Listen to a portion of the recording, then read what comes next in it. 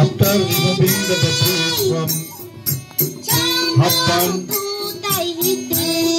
remnants of the bamboo and tree, now it is here and showing of paddy seeds in the zoom land.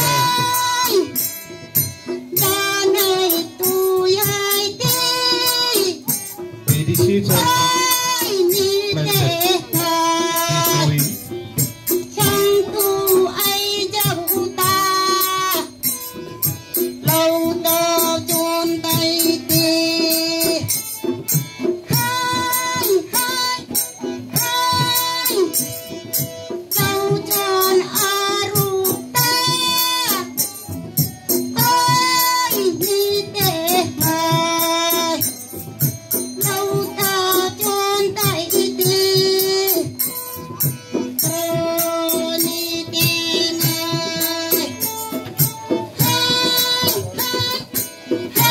After sowing paddy seeds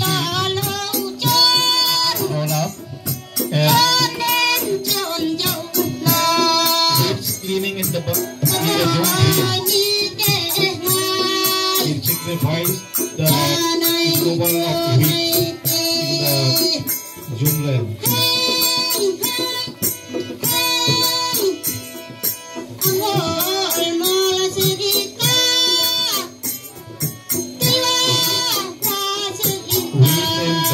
Are removed from zoomland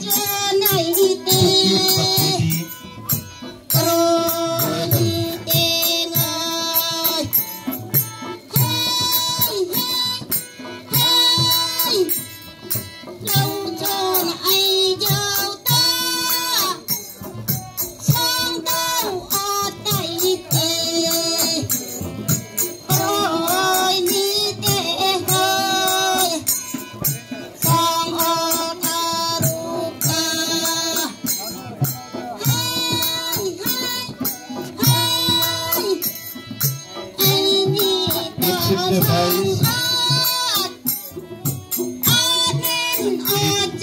reaping of zoom paddy.